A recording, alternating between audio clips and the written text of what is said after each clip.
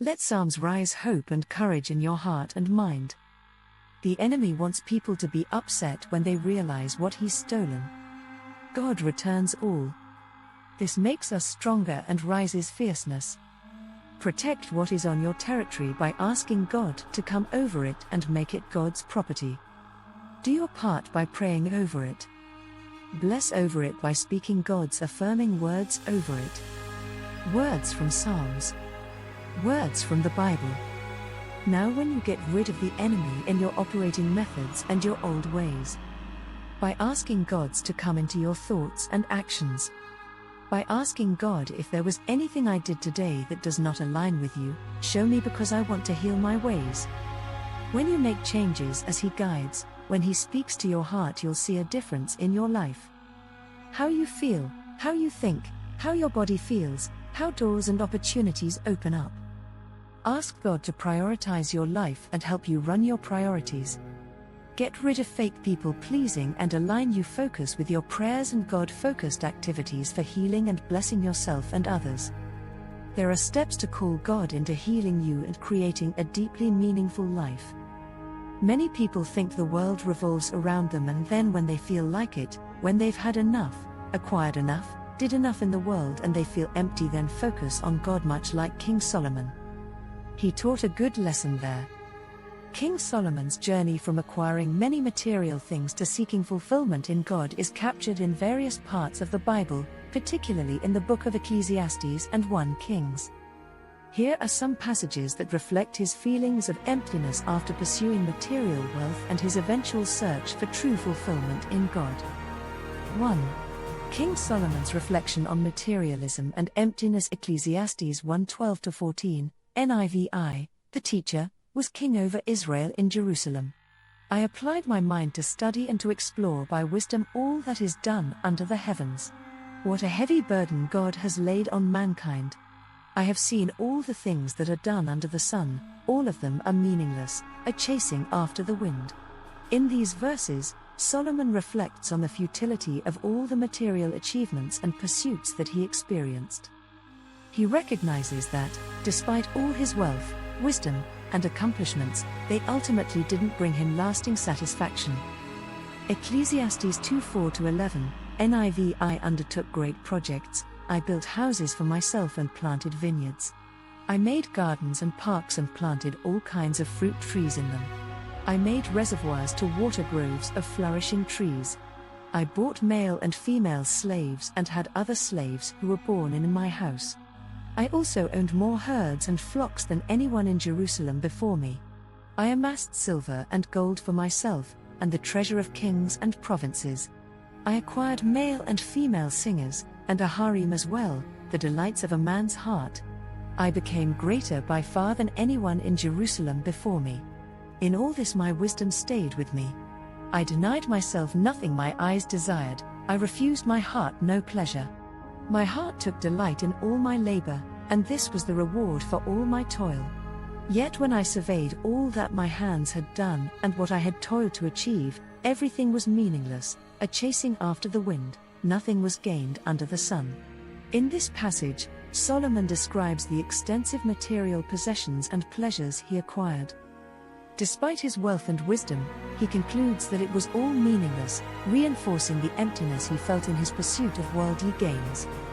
2.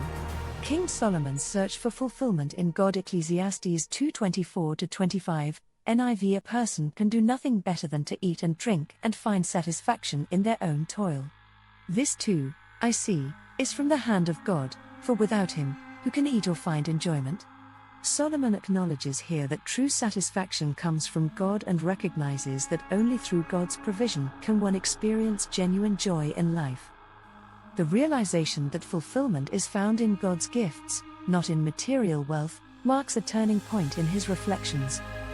Ecclesiastes 3:1-8, NIV. There is a time for everything, and a season for every activity under the heavens, a time to be born and a time to die, a time to plant and a time to uproot, a time to kill and a time to heal, a time to tear down and a time to build, a time to weep and a time to laugh, a time to mourn and a time to dance, a time to scatter stones and a time to gather them, a time to embrace and a time to refrain from embracing, a time to search and a time to give up, a time to keep and a time to throw away, a time to tear and a time to mend, a time to be silent and a time to speak, a time to love and a time to hate, a time for war and a time for peace. This passage reflects Solomon's recognition that there is a divine purpose in all things. His earlier focus on material pursuits was misguided, and he now acknowledges that fulfillment comes when we align with God's timing and purposes. Ecclesiastes 12:13-14, NIV. Now all has been heard, here is the conclusion of the matter: fear God and keep His commandments, for this is the duty of all mankind. For God will bring every deed into judgment, including every hidden thing, whether it is good or evil.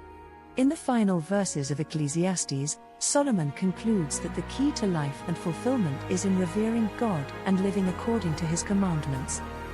After his extensive search for meaning through wealth and pleasure, Solomon finds that the ultimate purpose of life is found in a relationship with God. 3. Solomon's prayer for wisdom. Solomon's journey toward fulfillment also included a moment where he sought God directly for wisdom, realizing that wisdom from God was the true key to success. 1 Kings 3:5-12, NIV. At Gibeon the Lord appeared to Solomon during the night in a dream, and God said, "Ask for whatever you want me to give you." Solomon answered, "You have shown great kindness to your servant my father David because he was faithful to you and righteous and upright in heart. You have continued this great kindness to him and have given him a son to sit on his throne this very day. Now, Lord my God, you have made your servant king in place of my father David. But I am only a little child and do not know how to carry out my duties. Your servant is here among the people you have chosen, a great people, too numerous to count or number. So give your servant a discerning heart to govern your people and to distinguish between right and wrong. For who is able to govern this great people of yours?" The Lord was pleased that Solomon had asked for this. So God said to him, "Since you have asked for this and not for long life or wealth for yourself, nor have asked for the death of your enemies but for discernment in administering justice, I will do what you have asked.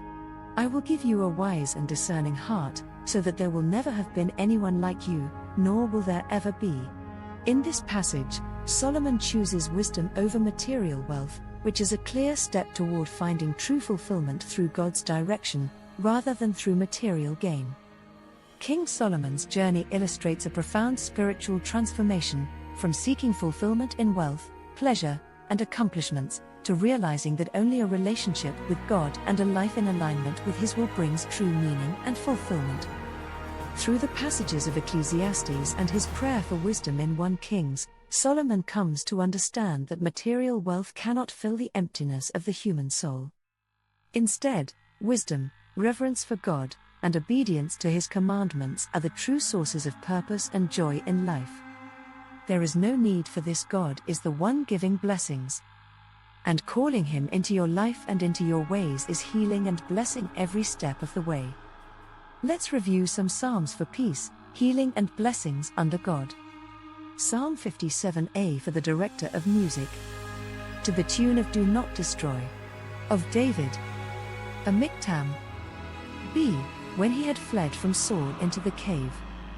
1. Have mercy on me, my God, have mercy on me, for in you I take refuge. I will take refuge in the shadow of your wings until the disaster has passed. 2. I cry out to God Most High, to God, who vindicates me. 3. He sends from heaven and saves me, rebuking those who hotly pursue me. See, God sends forth His love and His faithfulness. 4. I am in the midst of lions, I am forced to dwell among ravenous beasts, men whose teeth are spears and arrows, whose tongues are sharp swords. 5. Be exalted, O God, above the heavens, let your glory be over all the earth. 6. They spread a net for my feet, I was bowed down in distress. They dug a pit in my path, but they have fallen into it themselves. 7. My heart, O God, is steadfast, my heart is steadfast, I will sing and make music. 8. Awake, my soul. Awake, harp and lyre. I will awaken the dawn. 9. I will praise you, Lord, among the nations, I will sing of you among the peoples. 10. For great is your love, reaching to the heavens, your faithfulness reaches to the skies. 11. Be exalted, O God, above the heavens, let your glory be over all the earth. Psalm 3a, a psalm of David. When he fled from his son Absalom. 1 Lord, how many are my foes? How many rise up against me? Too many are saying of me, God will not deliver him. B3 But you, Lord, are a shield around me, my glory, the one who lifts my head high. 4 I call out to the Lord, and he answers me from his holy mountain.